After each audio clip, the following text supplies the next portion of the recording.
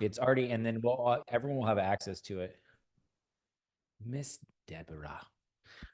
Everyone will have access to it on the legacy. It's already on there too. Oh, the archive. No, not even the archive. It's just on when if you go into Legacy Broker, like our old Plus University, it'll be on there. Like when you sign in. Okay. To like if you're doing the courses, it'll be in there. It'll be a whole thing that's just every video and categorized. So it'd be kind of cool. Nice. Yes, yes, yes. You can barely see me. I know it's the lighting. It's the lighting. It's the lighting. Well, let's get this party rocking, huh? Yeah, it's getting close to Christmas, so I'm excited for the new year, but also I'm like, well, I got so much stuff to do. So but it's been a phenomenal year, man. It's been crazy. It's like I can't believe it's December. I know. You know what I mean? We when we started the BizBroker Plus, I mean, it felt like yesterday, but yeah, it's been 3-4 months now. No, maybe 5 months even. August was when we went and did that first thing when we were in Houston. Yeah. It was August 22nd. Yeah. I'll never forget it because the next day I had to go. Actually, that's when the kids started school. I was like, no, we're doing this in one day. Yeah. Yeah. We had to do it the 2-day program in one day. And I was like, no, we're doing this. And so it's like, honestly, it's what, August, September, September, October, November, 4 months. Yeah. It's crazy. It's crazy. 25 brokers later. Yeah. How many listings we're going to have after this week? I know my mom's got one working on some. Yeah. And then Sherry's got 90 of them. Sherry, it's basically all Sherry. No. So, all right. So what we're really going to dive in today is, when we're doing this, one of the biggest things is we want to focus on keeping you guys efficient, keeping you guys business related tasks, and then sales tasks, which are two different things. We want to make sure that your business is constantly growing. We want, and the way that we do anything in business is really processes and procedures, and keeping you guys in a place of just abundance and a state of mind that you're constantly moving forward. And one of the best ways to do that, we talked about tracking last week, which is, I don't know if anyone's started using that tracker. I recommend it with everything. I track. Was it sent out? I must have missed. You should have got an email. If not, we'll put it in the Legacy Broker Academy. We'll put it in there. I'll actually ping Vlad to do that. He should have had it in there. But if not, yeah, it should be. He sent an email out right after. But if you haven't started using that, if you need it, we'll send it out again. I'll put it in there and give you guys a direct link to how to get that. But it's super important. I track everything. The funniest thing, the one thing that I don't track that you think that I would, guess? Emails. Well, no. It's a long running joke here. Corey deletes emails before they even come through, and I don't ever delete them. Exactly. Like, are you going to send me an email deleted? And like, I didn't even send it yet. Exactly. What do you not track? I don't track working out ever. Yeah, neither do I. Yeah. No, then don't track diet. Everyone's like, oh, what do you do? No, don't do that. I go to the gym. I track every day. Yeah. How many days did I go to the gym? I know when I'm there, I'm going to do something. But when it comes to business, track freaking everything. Yeah. Like, I'm on my calendar. I'm like, okay, I put a task on there. I put tasks, even if I've already completed them. Like, I write them down and be like, oh, I already did that a couple hours ago. Still, I need to know mentally that it's done. Why is it so, like, obviously multiple businesses, right? Different things. What's important about tracking them for you? Like, what's the overall goal, essentially? Well, I mean, I think you have to, the more that you start understanding yourself of how it is, I think there's people that are really organized already. And, people have like very, very, I guess, jobs that are just like, this is what I do, and they don't have to track it. Being a business owner, though, you're wearing CFO, CEO, CSO. I'm going to be a CMO today, do some marketing. Like, I have to do it all. And so to track on not only what you're doing, but like what position you're doing, because the ultimate goal is to farm everything out. What am I doing that the question I always ask, the best question I've ever been asked is not what should you be doing, but what shouldn't you be doing? What are you doing that you shouldn't be doing? And when you can do that, then you're going to answer that question. Like, should I be doing this task? And so to me, it's like, I write everything down to go and be like, and the more that I see that same task that I probably shouldn't be doing, I'm like, I need to get rid of that. So I think it's more like tracking what you're working on and should you even be working on it. I think for me is like, and that's, when you start getting assistants and things like that, and if you've been doing everything your whole life for business, you're like, I got to do that. Oh, he can't do that. And then, but there's freedom when you start going, go ahead and do that. Yeah. No, I agree with you. What about you? What do you track? What's your like biggest tracking thing? The gym. It's cold plunges. It's cold plunges. No, honestly, it's a really interesting topic right now, because I can promise that probably most of the people that are on this call and in our firm, if you will, have different jobs, different aspects of businesses. Yeah.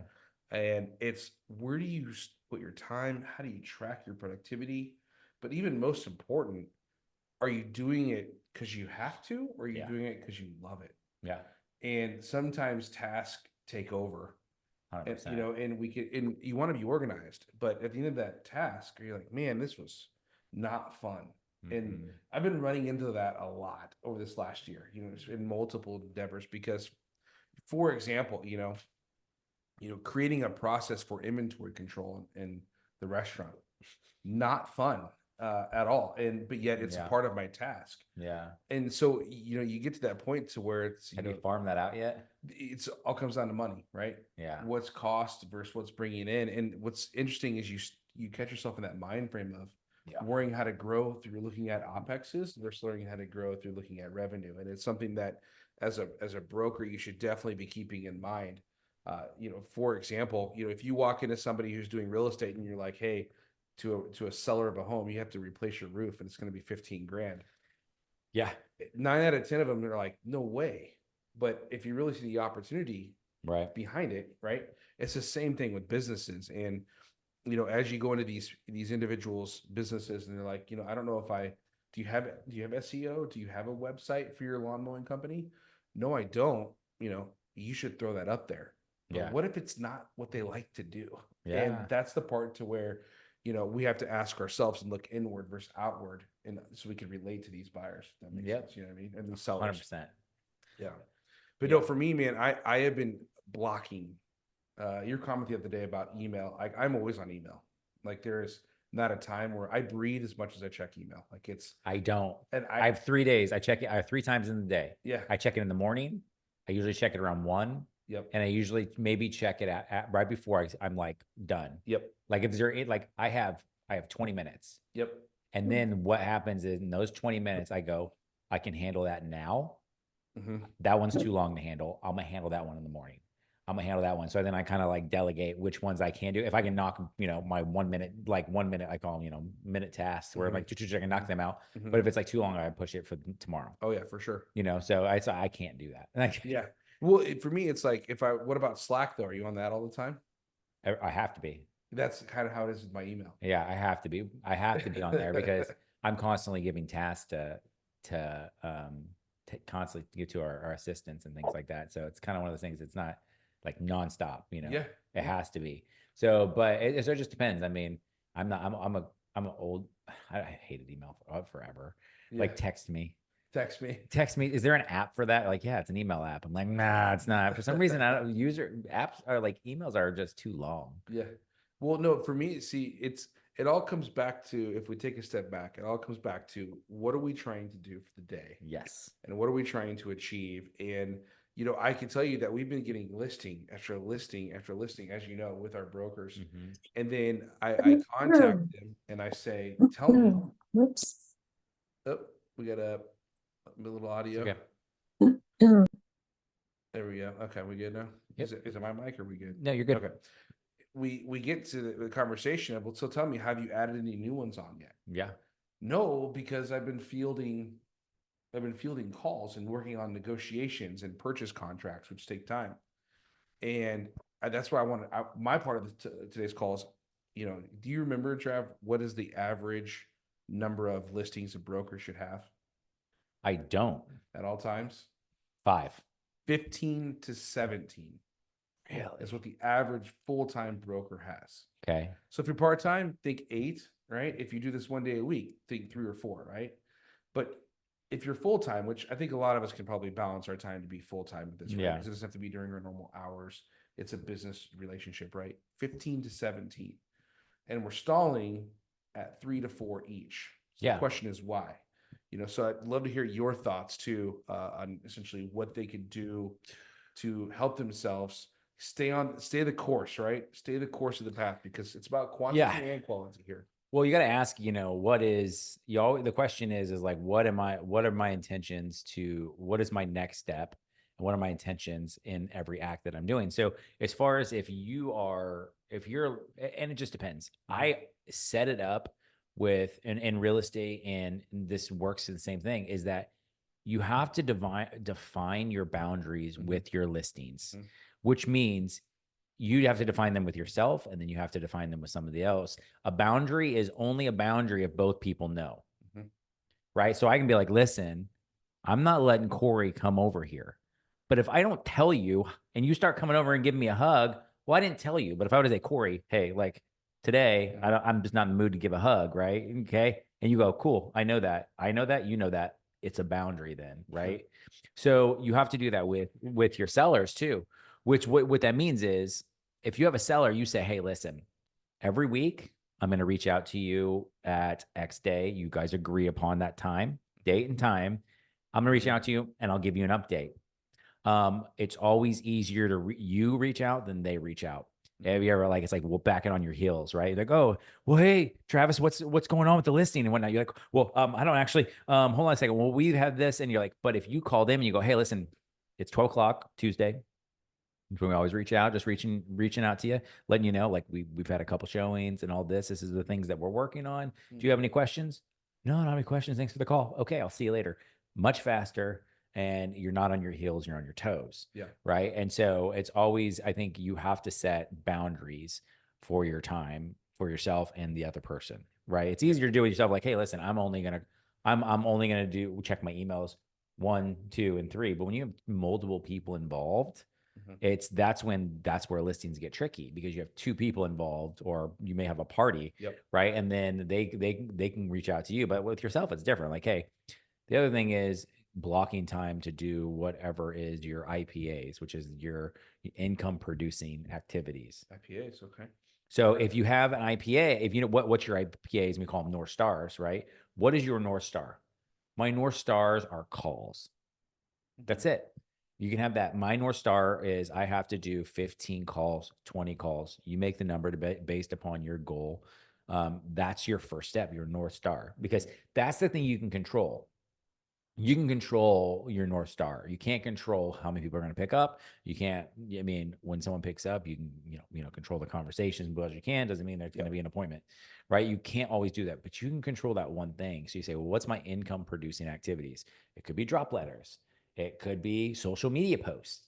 It literally, you can do anything as a North Star and your IPAs. And it's just like, you can't control how many people is going to comment on your section. Yeah, 100%. But what can you control? That I am going to post once a day on this, here, and here. You can control that. So defining your IPAs and then setting times every day to complete those. And that's where the tracking comes in also. So for sure. So it's like, that's where we're moving, tracking, taking that tracking. Well, it's not just like, this is what I want to do. I need to track my numbers. When are you tracking your numbers? And what are you tracking? And those things. So it could get crazy in the weeds, right? I mean, it reminded me of an old boss I used to have, and this is back when I was a store manager of a T-Mobile store, and he would call me. Yeah, he'd call me in the middle of the day and be like, "Tell me, what's your goal for new customers?" And I'm like, "I'm literally in the middle of my day trying to sell new customers. Leave me alone," right? Yeah. And it goes back to the same thing. If you don't have your time set aside and you're just randomly calling the seller, or the seller's randomly calling you, it's not going to turn out into a good conversation, because nobody's prepared for the conversation, right? It's really interesting though, because when you break down your day, you have your Northern Star. I call them WIGs, wildly important goals, right? Whatever you want to do it. It's the harder it feels, like, I don't want to do this. is probably the more productive one. And Oh, so 100%. it's like, you know, when you get your dinner table, you know, do you eat the broccoli first or do you eat the spaghetti?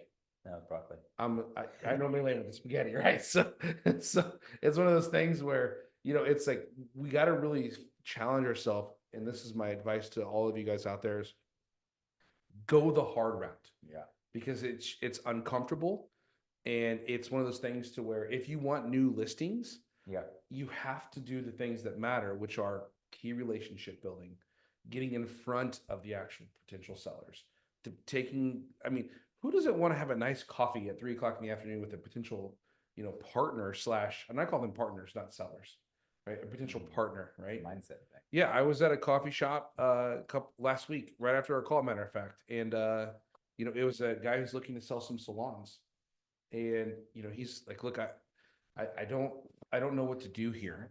Wow. Yeah, selling some salons. He wants. I don't know whether to scale. Yeah. I don't know whether to sell.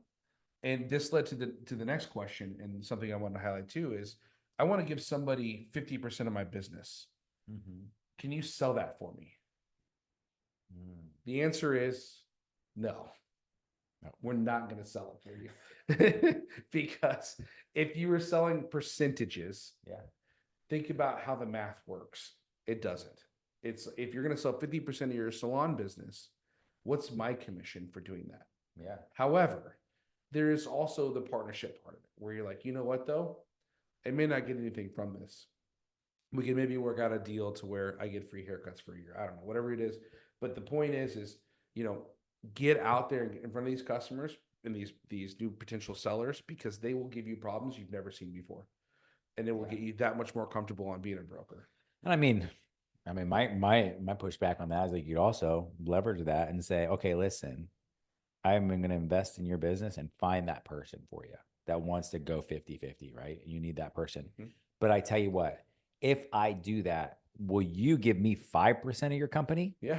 I'm not going to take anything. Like, I'm going to do this because I believe in your company. I believe in it. Can I get 5% of the company for doing this? And they'll be like, yeah, because it's going to cost, you know, if it's $1 million company, it's going to cost you, you know, whatever it is, right? Correct. You look for those, because what that does is that's reoccurring revenue for you. This is like this is brokering 101. Is you're in front of the people that you have opportunity to say, okay, I don't have to run anything, but I can have equity in this company. And you do that 15, 20 times. Like this is why this is the most amazing opportunity that I've ever seen in my life. And I dropped everything to do it, because it's not, I mean, it's the brokering side, but it's the opportunity that you're in front of, that there's things that you don't even know yet. Like, you're like, I'm going to sell a business, but there's so many, and this is why I love the creative financing part, that like, it's like, there's so many cool things, right? It's like, there are so many cool things, because in all reality, like, you can, that's the financing, like in a house, it's weird. Because in a house, you're like, okay, well, what do? You're going to go get a mortgage. In a business, like, a lot of times you don't have to. A lot of times the seller was like, dude, I would love $5,000 a month for the next 20 years for you to do this, because I'm going to go on the beach and $5,000 is all I need. Right. And so there's so many opportunities, I think, with that. So yeah, so it's exactly what happened to both of us. You know, we get opportunity to get into a business and buy into a business, and before you know it, we have another, I call them arms. Another arm of our life, to where this is where it is. But then as soon as you do that, you're also trying to eventually get that farmed out to where, you know, you can have another arm and continue working, right? Yeah. No difference in brokerage. And then you're just looking at your time blocks the whole time and saying, what do I have to be a part of right now? What can I give away? And then slowly you keep chipping that away, and you say, I don't have to be part of any of that anymore. Yeah. Like, and it's only understanding what you can give away and what you shouldn't be doing, opposed to what you should be doing. I love that, dude. Yeah. I mean, so let me ask you this. Let's ask everybody out there. So if you put in the comments, think of Deb and Sherry right now, put in there, what do you do for time blocking? Like, what is the thing you do? Do you time block? Do you have, and like, what's like your North Stars? What are you doing for time blocking right now? You can jump on there. I can unmute you guys. Let me jump on here. I don't want to just write in there. How do I do this here? All right, here. Okay. Up on mute. Can I just unmute? I'm going to ask you to unmute yourself. You guys can unmute yourself. Yeah. What do you do, Sherry, for time blocking? You've had a lot of success. So what is do you have any any things that you're doing you feel like is really working? The biggest thing that I got is just I protect my mornings for any lead genning that I'm doing that day, and I keep the afternoons for appointments. But beyond that, I'm in the process of really wanting to set up what does that end to end of a transaction look like, so that because right now I feel like I'm spinning my wheels with some of these where I've got to go back and still I'm missing numbers from people, and like to just get myself in a better organized path from the beginning, so that I've asked for everything from that owner to begin with, and we're just running a smoother operation. Got it. It's a fair point, Sherry, and I can tell you firsthand, I don't know if you'll ever get there. I'm still not there. And every transaction is just, what? Like, what is this document and where is this coming from? And it's one of those things to where I learned a few years ago just to take literally one step in front of the next, and don't hold your breath for anything that's not going to happen, that's random. Especially, for example, you get into a business and then all of a sudden everybody's agreed to it and the franchise says, we need these forms. You're like, what forms? They're like, these forms here, because we got to prove that the buyer's worth this. Okay. Like, we didn't establish that at the beginning, kind of thing. And that falls right back on me. But yeah, it just never ends, and I know what you mean though, because you really want to start like narrowing down the process so you can speak it off your mind very quickly to take the buyers and sellers through it. But just at the end of the day, I would strongly encourage, not just you, but everybody, is what is the next step? And if they don't have all the paperwork before you go live on BizBuySell or the website, it's not the end of the world. If the buyer is potentially asking for 2023 documents for taxes, they don't have it, they don't have it. Like, it is what it is. And one of those things to where, it's tough. I sometimes lose sleep at night with that same thing you just said. So I'm passionate about how to jump on the micro. I feel your pain, so I think, And and it's just, someone else understands the pain. I think it's establishing too, is like, you can do that and you can say, what is my North Stars? Like on that, like, what do I need? And that's like really the basic stuff, right? Obviously what the business is, what the price is, the gross revenue. We went through this the other day about all the filters that are on BizBuySell, right? But also you can go through all the documents. If you go through the exclusive right to sell and the purchase agreement, like if you go through those two things and you literally say, I'm going to go through these and I'm going to say, these are my bullet points of the things that I need. Because it's like, what assets are you selling? Are you selling your LLC with this? Are you selling your DBA? Like, are you selling? And then you go, do you have any assets? Do you have a pizza? I know you own a pizza franchise. Do you have ovens? And then the questions to those get deeper, because then you're like, do you have warranties on them? Because we're going to have to use those transferable. And then do you have any loans on them? And like, so it kind of gives, each one's going to get a little deeper. But the first North Stars is like, do you have assets and do you owe anything on them? And it's just going to keep going. So I would go through your purchase agreement and your exclusive right to sell. If you take those and you take each line and you make that a question in your head or on paper, there you go. You have the unforeseen things you won't be able to do, like Corey's talking about. You're not going to be able to see the unforeseen things, but the foreseen things are in your purchase agreement and your exclusive right to sell. Those are all the foreseen things that are in there. Yeah. Well, because when you get involved, when the legal team starts getting involved, they're going to need like certifications for your fuel deployment within these semis that you're selling. Like, you're like, I don't even know. They're going to know mileage. They're going to want to know, like, so how deep do you go? And the question is, and I think we had this conversation, Sherry, the other day about, should I drive 2 hours one way, 2 hours the other way? Is like, and this actually brings us to the next point, which is like, what is that business going to sell? Well, I don't know. Well, what could you do in those 5 hours that could actually generate you more business? Is that worth it? That's the question always. Like, is it worth it to do this? And so is it worth it to go and check the mileage to figure out when the last oil change was on these cars? At the beginning, it's not, because I don't even know if we're ever going to get to that point. I don't even know if that business is ever going to sell. I have no idea. All I know is that the answer is the next deal. I would say get the basic stuff and go find another deal. and don't worry about it. Mhm. Don't worry about saying, listen, I have to have everything covered, because I'm going to tell you right now, just Corey just told you, you don't. You never will. Yeah. What are my North Stars? What do I need to have? And go shoot another shot. And go shoot another shot. And go shoot another shot. And worst case scenario, if you have the North Stars, and you also you're talking with people too. You don't even know if they're telling you the truth sometimes about some of this stuff, right? Probably not. Because I was telling her the same thing about a house. It's hard to lie about the square footage of a house. Yeah.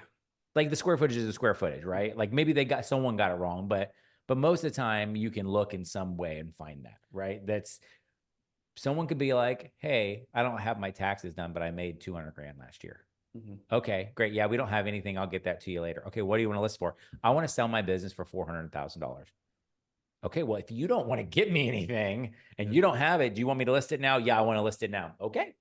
Next, like you're not giving me anything. And then you have to ask yourself a question. And I have this one coming up is it worth it to go? I have a guy who has 5 acres. He had a business. It's tiny homes. He doesn't do anymore. He's like, I have $1 million worth. And he's the craziest person I've ever met in my life. Like I was telling you about this guy. Mhm. Like, so I'll tell you, you guys want to have fun time? Let's have some fun here. Okay. All right, let's do it. Let's have some fun. So the question is, do I even have this meeting? Right? Salvage. Do I have this meeting with this guy? What is his name? Brent. Yes. No, he's not. Okay, I will find this. The craziest conversations that I've ever had in my life. I've talked to some crazy people. Mhm. Never this crazy. Mhm. I think I can find this. 17th. Yes.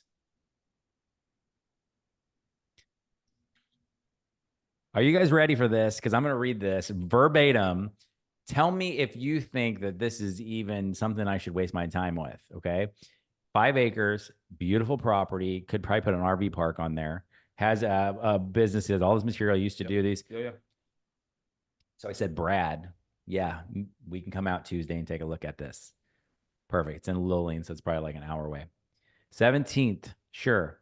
No telling what will be the invisible world on the paper changing hands, but the land and all the other things will surely look the same. I will know much more by then. Both are advised on LoopNet now, highway signage tomorrow for a week, 100,000 viewers this week, and solar lighting. Time is passing at great speeds, and few see due to the volume of distractions going on. New Madrid awakens on schedule. Did you see my prophecy cartoon from the last year? Rather staggering changes predicted. Keep to myself the next cycle, but it's crazy what's coming. Pass. Oh my gosh, what did all that mean? I have like multiple ones, man. I could go on. This is the intended to be the embassy home base to reach the world. Well, that's the thing. So yeah, go ahead. 5 acres, like beautiful property, like built these, like it's like has this man-made, like I'd have to show it to you, but it's beautiful. Water, like it looks like it's Arizona, but with water on it, like it's beautiful. I'm not going. Yeah. Even though it could be $1 million+ deal. It probably is. It's just too many games. There's too much going on. This says in that hour, and then probably 2 hours talking to this dude, because that's all he does is talk. And then about craziness, and then another hour back, and then all the conversations I'm going to have of how hard it's going to be to get this. I'm looking at a good 100 hours with this. Yeah. So I'm doing the math, and I'm going, the stress, the everything, like pass. Yeah. No, you're absolutely right. Pass. You're absolutely right. And so we have to ask ourselves in this thing, like, what is, like, when we're going to these things, like with Sherry, like, what can you be doing? Because my thing was like, how much time is that going to suck from me? Yeah. What could I be doing to help one of my brokers? What could I be doing to generate more? Like, could I find one that's $1 million? That's a lot easier in 100 hours. I think I could. Yeah, for sure. I know I could. Well, it poses the question, some of you are getting out to where you have 7, 8 listings, 9 listings, and you're sitting there in front of every one of these individuals and you're saying to them, I'm going to give everything I can to sell this thing. But truthfully, you can't, right? You have to start picking and choosing. Mm-hmm. Now, there's ones where and it comes down to two things. Always do what you love to do, otherwise it's never going to be fun, Yeah. right? So, if you start selling anything and everything, Yeah. then it's not as much fun as you want it to be, Yeah. right?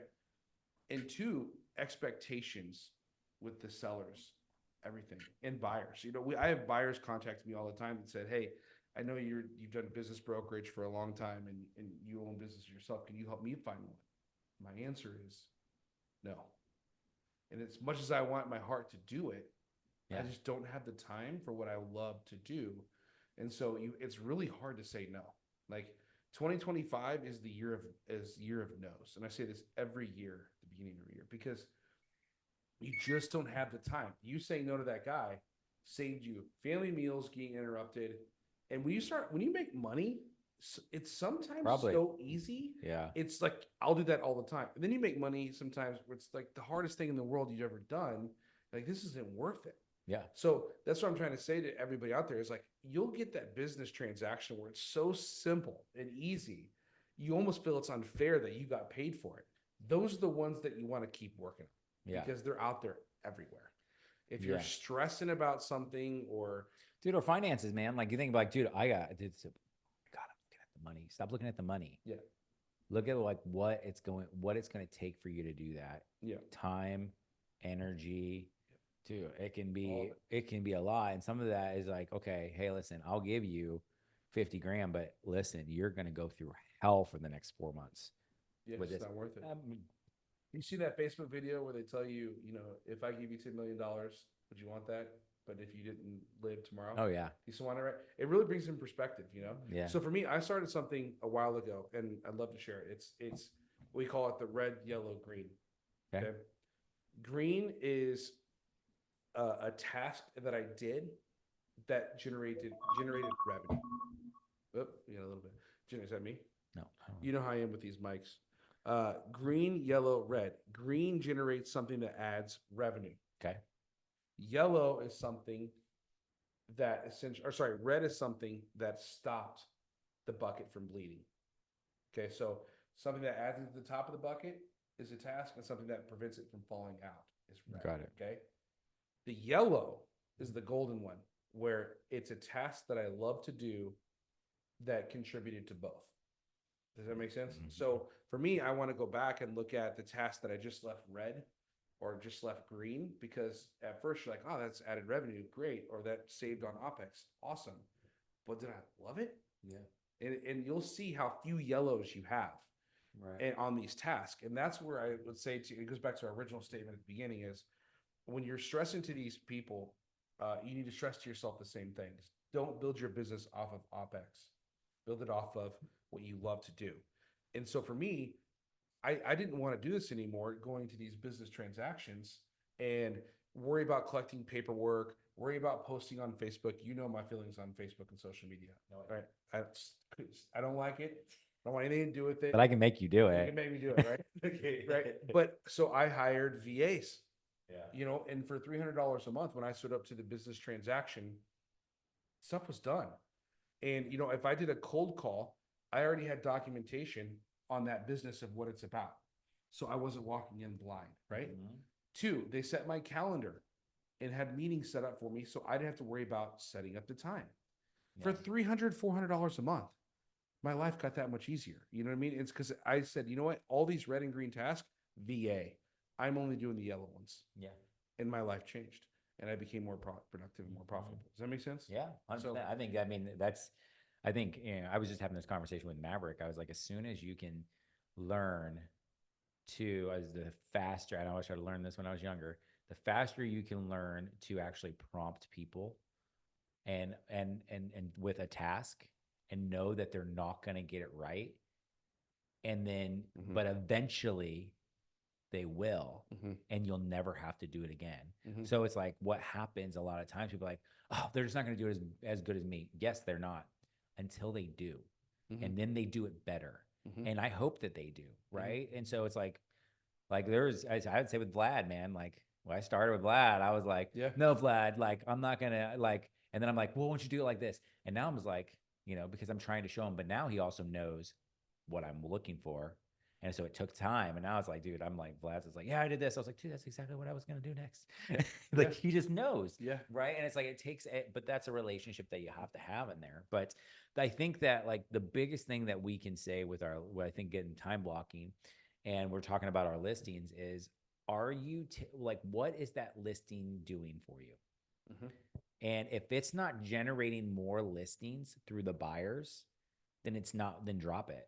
Don't spend much time. So my thing is, if you have a listing and it's bringing you buyers, we have a buyer box. You guys don't know about the buyer box. Basically, it's the things that buyer wants. The goal is to get that buyer box, because once you have that buyer box, especially if they're qualified buyer and you have them, like, maybe you connect them with a lender, same process, right? We want to get them connected. So you can be like, I know they're verified. And if someone's like, yeah, like, I'm good, they show you proof of funds, whatever that buyer box is, like, I want a car wash, I want laundromats, I want blah, blah, blah. Go out and use those buyers to get more listings. If you're waiting for a buyer, you're waiting for a buyer to call you and go, hey, listen, I saw your listing, I want to, and that's what your listing should be, to get more listings. That's all it is. Yeah. Because you can't bank that that's going to sell. Yeah. A sign in the yard is better than the car. A sign in the yard is better than a sign in the car. For sure. So find the listings, put them up, but your sole goal is for you to go get another listing. That's the whole goal. So take those buyers. If you're not doing that and you're not calling, or you need to know how to call, who to call, let us know. Seriously, we will show you how to do that. It's pretty simple. And that's where the time blocking is. Listen, I have a buyer, and the thing about it is, if you have a business that is, let's just say, I love using the pizza shop, right? The pizza shop was one of the very first one we went on. Yeah. So it's in my head, right? The very first one, we went on a pizza shop. If you have a listing and you're getting 15 buyers for that listing, you already know one thing. They want a pizza shop. And if you have enough of that, you can call other pizza shops in there and just say, I'm going to call 10 a day. I'm going to drop letter 5 a week, 10 a week. And if the average is going to be 90 to 120 days, that listing is going to be on there, and you do that every week. Okay. So that's let's just say that's 12 weeks. We have 12 weeks, and you did 10 drops a week of that. For 12 weeks, it's 120 drop letters. You will get listings. Oh, for sure. For 10 a week from that. For sure. Right. And so it's one of those things, is blocking those out and saying, how am I going to market to other listings based upon what I have already too? For sure. So I think that if you're not doing that, we have a buyer box. It's in the archives too of the Business Broker Plus. It's in the archives. Go in there, and that's the goal for you when you have a buyer, is to say, cool, I can give you all this information. Did you get the sim? Great. What are you exactly looking for? Go down that buyer box list. And then what you do is, all that ammo is not for that buyer. It's for your listings. You're going to go call businesses exactly matching what he's looking for. It's like, I have a buyer looking for this exact thing. Are you interested? I'm like, I didn't even know I could sell. Got another listing. Whether that's the buyer or not, doesn't matter. It doesn't matter, because now what you're trying to do is find the interested people, and you have a carrot. For sure. That you're dangling in front of them. So if you guys need the buyer box, it's you can send us an email, or it's in archives. Yeah, no, it's for me, these last two calls, we've been focusing on time. Yeah, right. Because whenever you get into brokerage, it goes really quick. You get listings fast. Right? Yeah, not managing your time. But I'll tell you a story. I was just eating 2 weeks ago with the CEO of this $20 billion market cap company, right? Huge. I'm in there. I get there early, and I'm ready to go. I'm looking at the menu. He comes in. He goes, give me the best thing you have on the menu that you think I would like. And that's it. And I was confused. And I was like, you don't want to look at the menu? I'm always looking at the menu, right? I mean, like, there's no doubt about it. I'm going to analyze the crap out of that menu, right? I'm going to see what's out there, right? This is all the pages? This is all the pages, right? And he was like, yeah, because I don't have time to look at the menu. It's not something I enjoy. I want their best dish, and it's going to be fast. And in 30 minutes, that dinner was done. And it was the most productive 30-minute meeting I've had in a long time.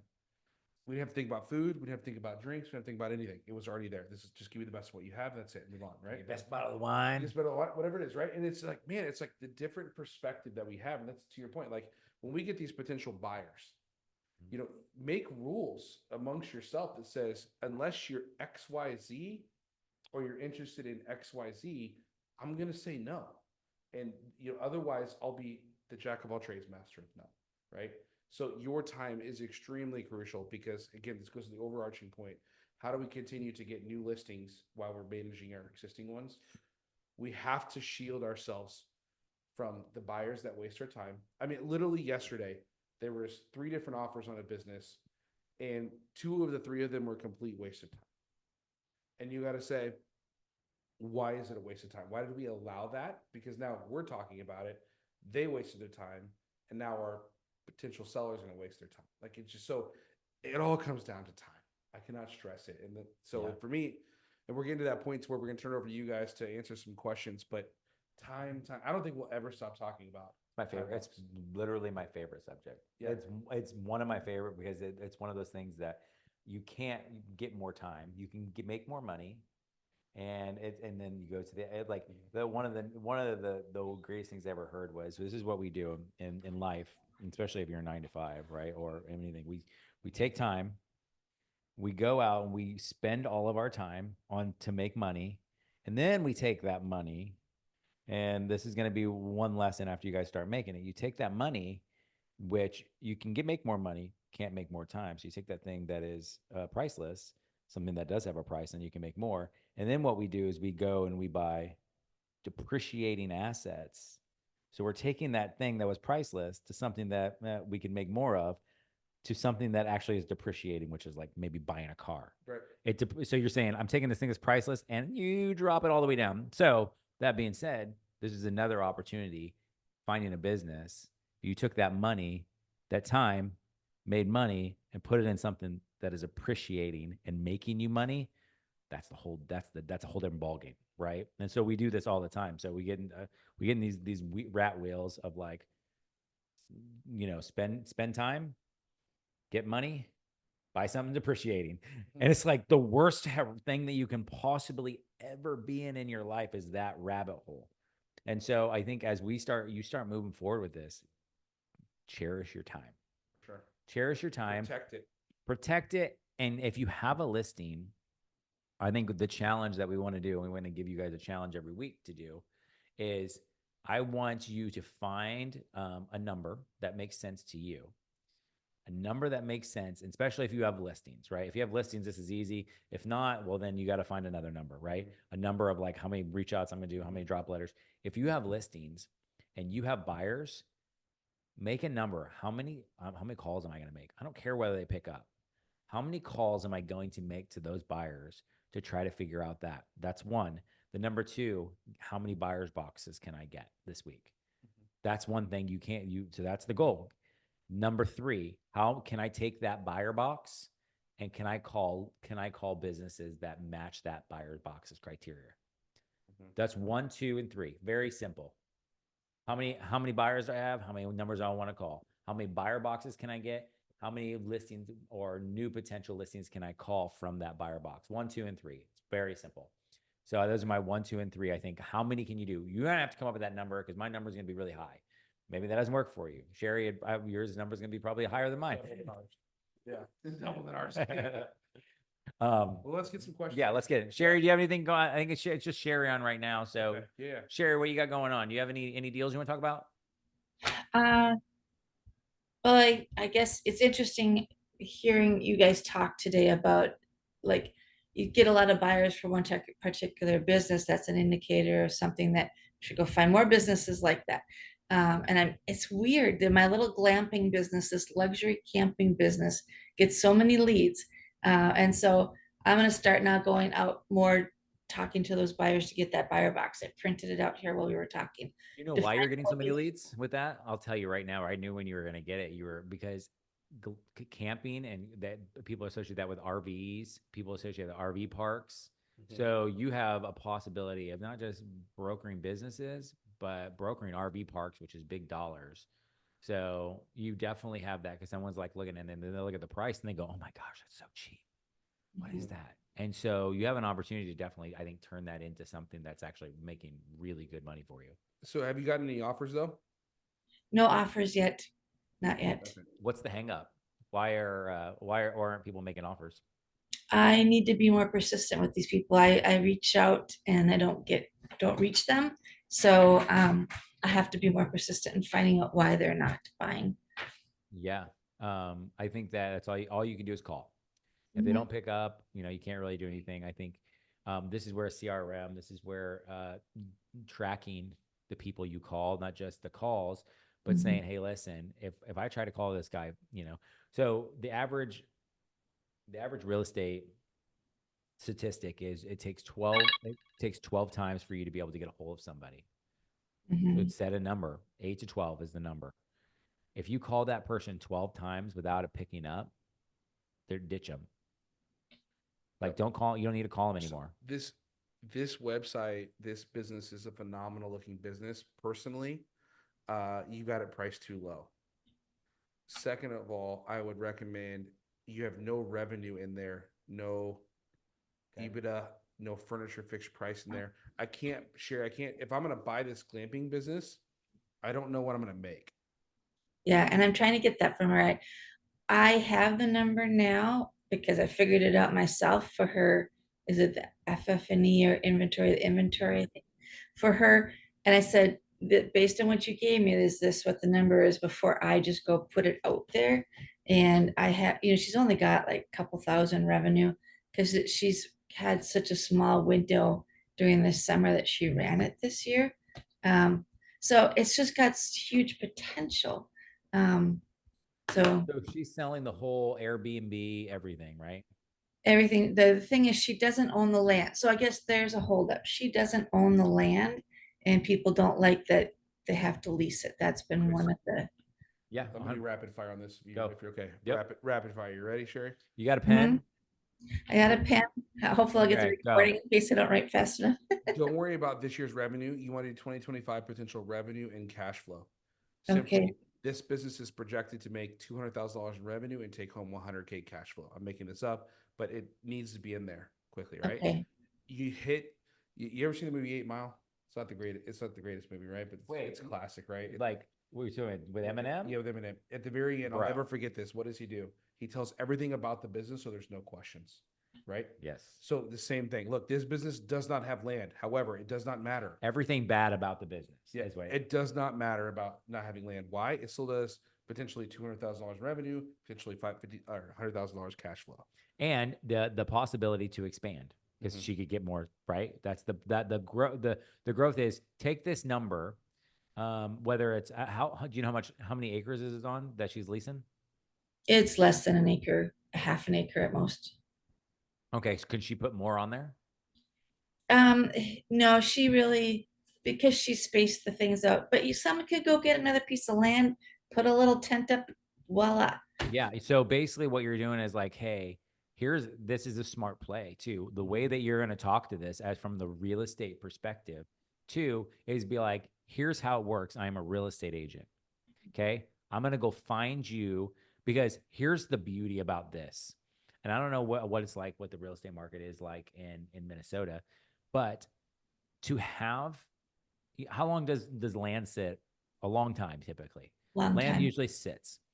So the goal would be, hey, we can go and we can lease this land for nothing because what is that person making off of it? Nothing. It's just sitting there. So you can easily, this is an untapped, this is an untapped market, which you're taking something that no one wants. And then basically all you got to do is like, hey, what happens if they sell it? Well, then you just move it. Mhm. Which talks about the next question. Why is she selling it? You need to list that. Right. And on her website, she needs to personally, I would recommend taking off. She's a 22-year-old investor, entrepreneur.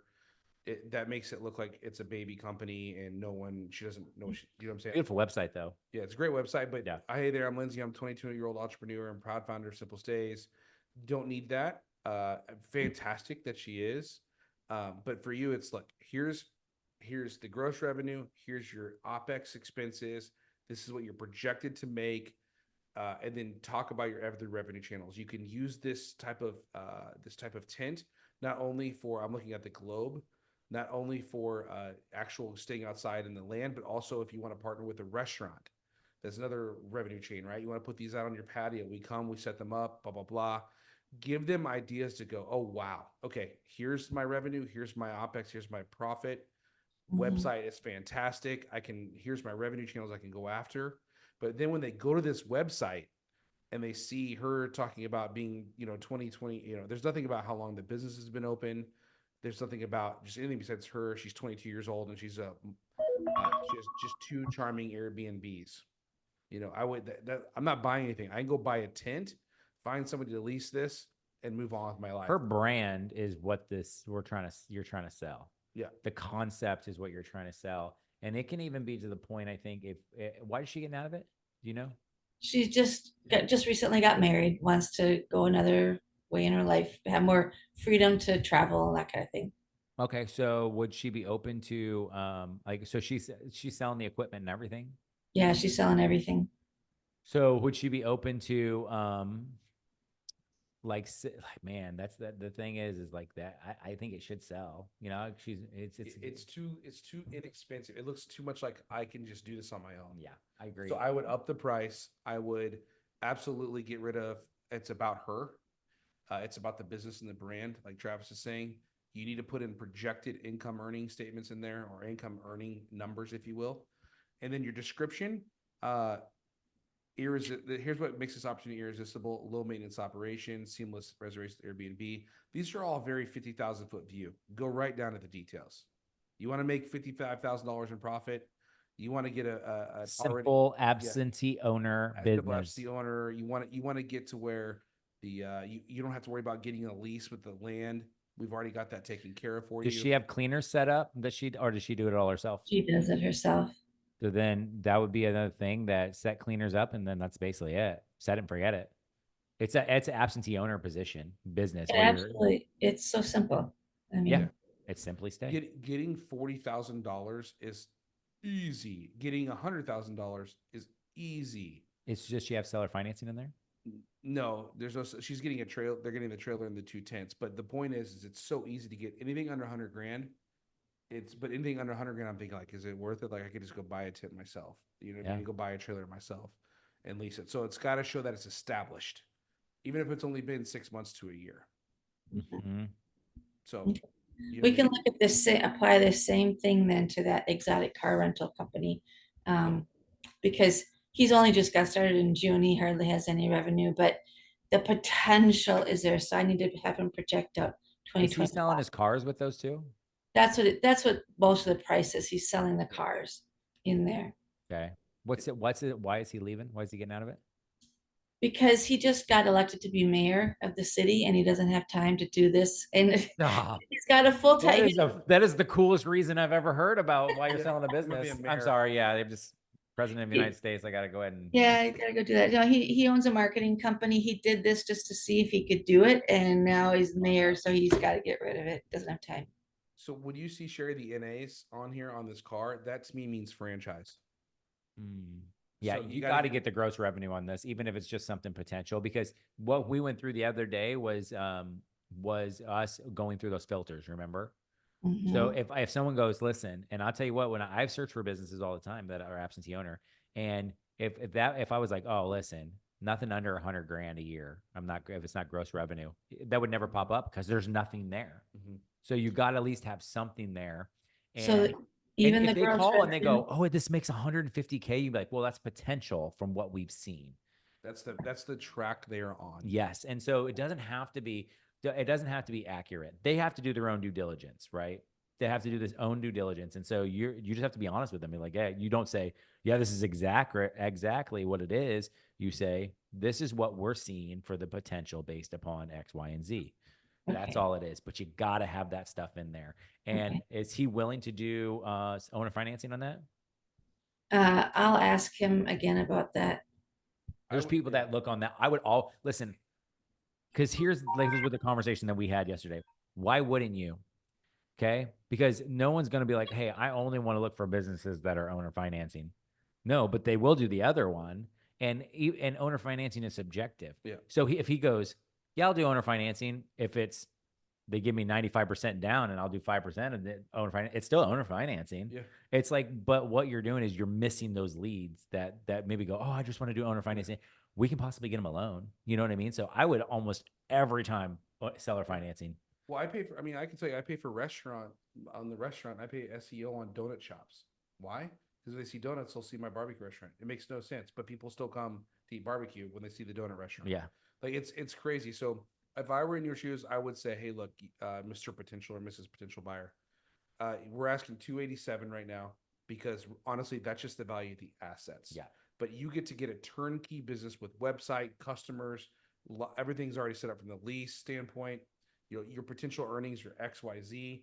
This is a no-brainer. You could let me ask you a question. Do you have $50,000, $60,000 down?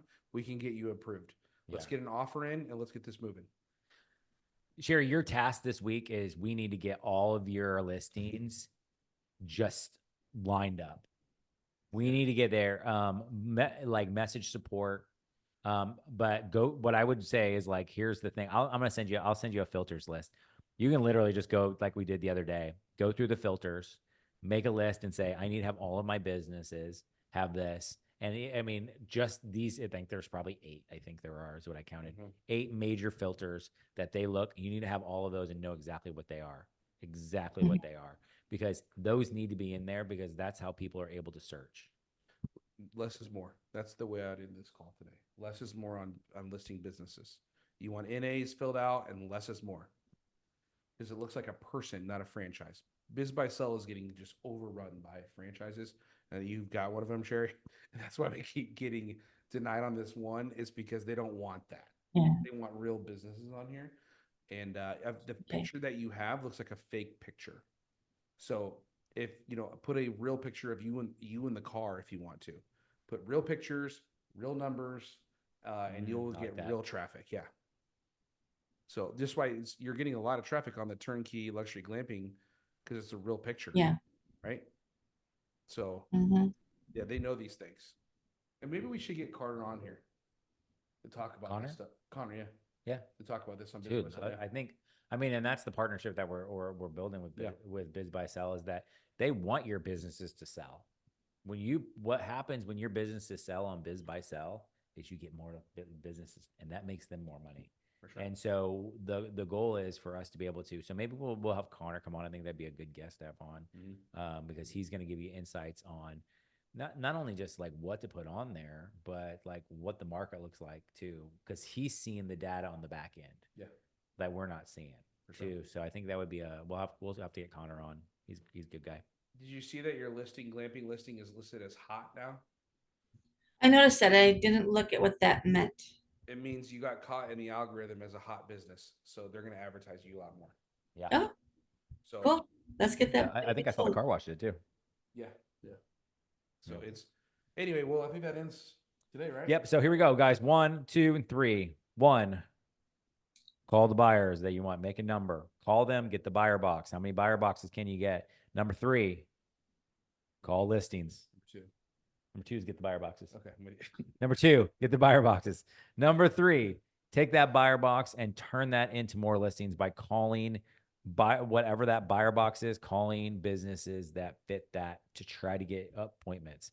Because the other goal would be like, how many appointments do I want to set every week? I have a 4 and 5. Go for the veggies first, not the spaghetti. Yeah. Maybe this is just my 4 and 5s. and track our gym.